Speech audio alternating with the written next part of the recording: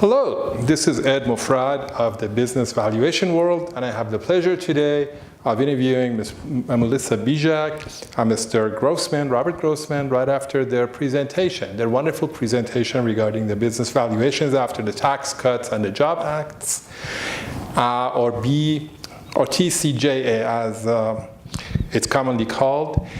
And thank you for the time that you've given us. I wanted to ask you a few questions. Sure. My first question is, what should be the biggest takeaway for somebody watching or even not watching, not having been here today, from this presentation, from what you've prepared?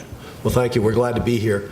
I think the biggest takeaway is that this particular tax law, more than any in recent decades, is a profound and watershed effect for professionals in the business valuation community. And while most people generally associate tax law changes with tax planning, of course, the obvious outcome, it does have a deep-rooted effect in the way we do our work as business valuators.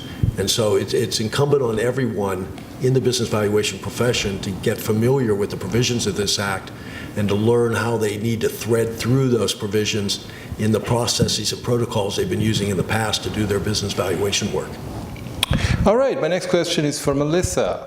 What can you provide in terms of an example or two about how the changes will impact the income approach of valuation, business valuation? Sure. I think with respect to the income approach, most of the changes that we'll experience will be in the numerator of our income approach calculations or the cash flow. First off, you see a huge increase in cash flow directly related to the reduction in the corporate income tax.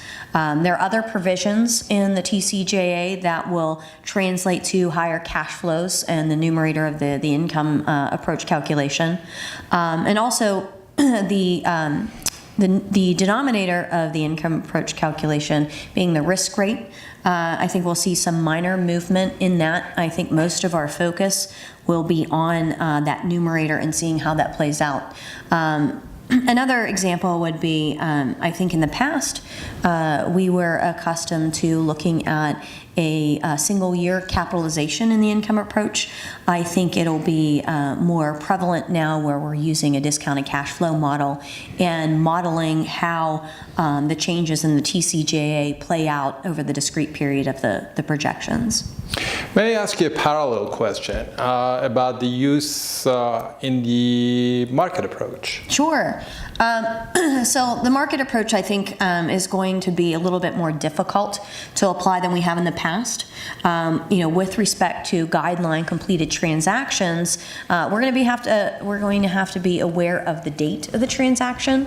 So we're not going to be seeing too many transactions reporting information on multiples that are post TCJA.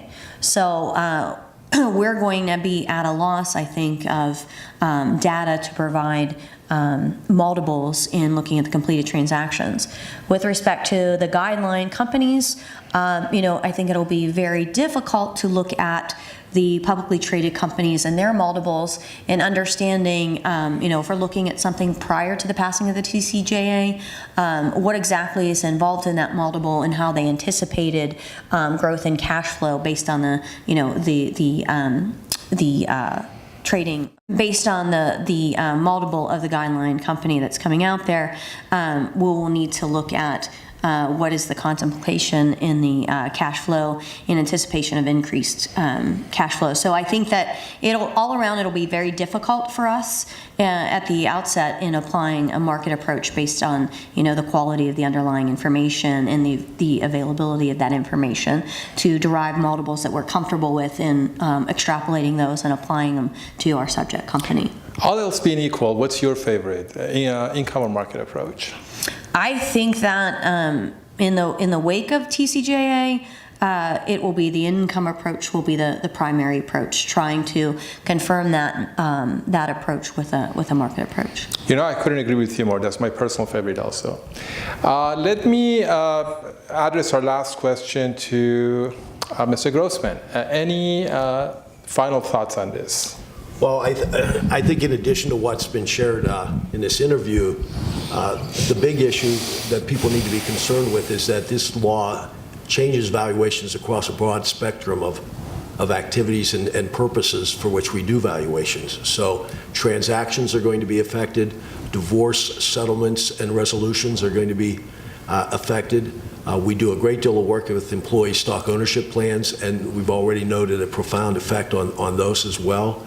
But shareholder disputes, all actions for which people have historically done valuations, estate and gift, are all going to be affected by this law. And so, again, it's important, as we said at the outset, that everybody get a familiarity with these provisions within the BV community. Let me ask you a fundamental overall question. Do you approve of this law having passed, or do you prefer the old way? Well, I think that's really not for me to say per se, only because I don't have much impact or input into that.